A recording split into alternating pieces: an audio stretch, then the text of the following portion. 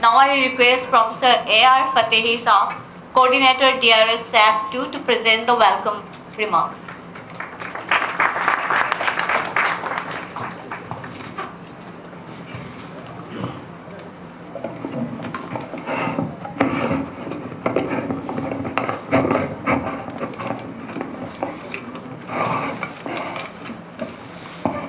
Friends, basically it's not a welcome address that has been given by Professor Shabana Hamid. I just want to introduce what exactly do we have in our mind while organizing this seminar.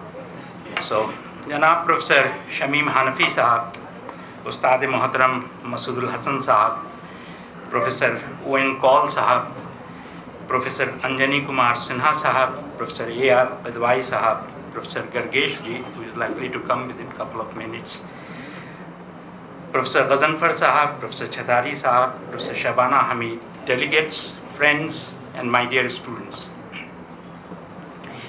Welcome to this inaugural session of the two-day national seminar.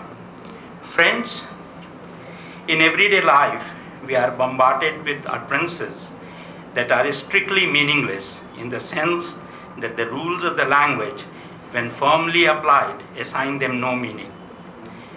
Ungrammaticalities, malapropism, vagueness, ambiguity, and mumblings may fall under this category.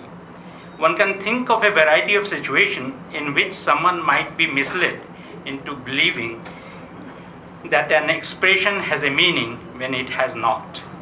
He might be the victim of some kind of dishonesty. For example, in advertising jingle, "Isko laga dala to life jhinga lala." Jhinga lala is merely a decorative expression. However, many of us may think that the advertiser means something by jhinga lala when he means nothing by it. This is essential to what we may call an illusion of meaning, where we often fail to understand what others say or write. Very occasionally, we may suspect that someone is deliberately spouting meaninglessness, and this we may find especially in the kind of speeches that we find during the budget session. Very essentially, we may suspect that someone is deliberately spouting meaninglessness. It is more like uttering deliberately combination of words or mere sounds without meaning. The example of Jhinga Lala above suggests that there is a very widespread contemporary use of words like meaninglessness on the part of politicians, critics, literary historians, sociologists, and the like for describing a socio-historical, psychological fact of our times. Yet it has never been made sufficiently clear what meaninglessness means. The feeling of meaninglessness have been carefully and sensitively described, but it is far from being satisfactorily explained. For example, it is not sufficient for an expression to be grammatically erroneous to be an example of meaninglessness.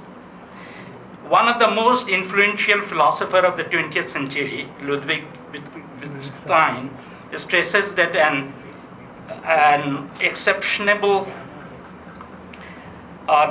unexceptionable, perfectly grammatical sentence of the language that has a use in the right circumstances can be meaningless if it is uttered in unsuitable circumstances. Noam Chomsky, in his 1957 book Syntactic Structures, composed the sentence, "Colorless green ideas sleep furiously," as an example to display the reality that even grammatical faithfulness cannot remove meaninglessness. "Colorless green ideas sleep furiously" is a sentence which is grammatically correct but semantically nonsensical, despite a certain semblance of sense, because it runs afoul of certain fundamental rules of linguistic construction. In the Chomsky sentence, a series of locally impossible phrases are combined legally, and if you want, you may call it grammatically, into a formally coherent whole. Things can certainly sleep, and actions can be performed furiously, but colorless green is a contradiction, and sleep furiously has difficulties associated with it. And assigning either phrase to idea does serious violence to our ideas of what ideas are and what properties they have and what they can do. From our early youthful days, we all have been trying to discover and ascertain the meaning of the first couplet of Diwan Ghalib. नक्श फरियादी है किसकी शोख ये तहरीर का, कागजी है पैरहन हर पैकर तस्वीर का. The couplet becomes imitable for the reason of its interpretation by various scholars. While some scholars believe that it is a share worth its weight in gold, others call it meaningless. It proposes that the meaning is not stable and unwavering. The topic of the seminar argue that linguistic meaning of meaninglessness can properly be understood only in the broader context of the non-linguistic meanings. Recall some of those Urdu couplets and the effort we put to give them a meaningful interpretation. And the famous couplet, मगस को बाग में जाने न दीजियो कि नाहक खून परवाने का होगा. और दूसरा शेर के सूरज को चोंच में लिए मुर्गा खड़ा रहा, खिड़की का पर्दा खींच दिया रात हो गई. The huruf-e-muqaddiyat of the holy book Quran is another example. I am sure Professor Pedwai on this dais will unravel its mystery. While translating a story by Faneshwar Nath Renu, the story Mare Gaye Gulfam, a story of a platonic relationship between two unlikely protagonists, a bullock cart wala and a Nautanki dancing star. There are a number of expressions where I got stuck. I quote from the story, आहा मारो मत, अनदेखी औरत की आवाज़ ने हीरा मन की अचरज में डाल दिया. बच्चों की बोली जैसी महीन फेनुगलासी बोली. Pay attention to फेनुगलासी. The way Renu develops the platonic relationship with the use of meaningless words cannot be captured in translation.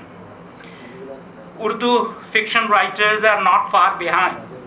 Intezar Hussain, Paigam Afaqi, Ghazanfar and Tariq Chatari have used expressions that may fall under the category of meaninglessness.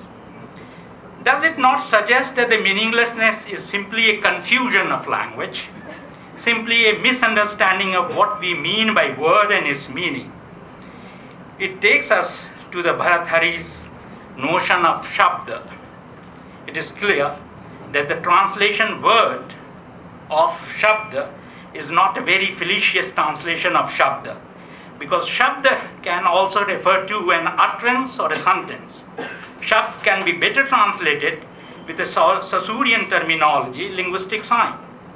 Both Ferdinand de Saussure's sign and Bharathari's Shabda are basically not defined as to the units that are to be distinguished, whether they be sentences, phrases, words, or smaller units. Bharathari uses Shabda also often in such a way that the meaning bearer aspect of the sign is stressed. Once they are declared meaning bearer, can they be meaningless? In the broadest sense, meaning is a kind of interpretation or projection thrown upon the world, the recognition of which is a sense of meaninglessness. This points to a curiously paradoxical relationship between meaning and meaninglessness, which is the real subject of the seminar, adding a further dimension to the meaning of meaninglessness. For in one sense, if meaning is a kind of projection and the recognition of the projection is a sense of meaninglessness, then sense of meaninglessness rests squarely on the nature of meaning. Looking at it other way, if meaning is only possible by a kind of projection which is regarded as meaningless, then equally meaning rests on the condition of meaninglessness. Indeed, the irony can be brought out more forcefully. If meaninglessness is the recognition of the interpreted or projective nature of meaning, then meaninglessness is one sense at least, is simply the recognition of the nature of meaning. Thus, an analysis of meaning seems to dissolve into a discussion of meaninglessness, while meaninglessness, on the other hand, dialectically reduces to kind of meaning. Friends, as a moral creature, we all live in a world of words that are losing their meanings. At a time when words like nationalism, secularism, humanism, that had fixed, dependable definition only a moment ago seem to be coming loose and shifting around like some sort of linguistic tectonic plate during an earthquake. The seminar on meaning of meaninglessness attempts to provoke and sustain discussion. It raises questions in the participants' mind, questions that may not never be satisfactorily answered. Thank you very much.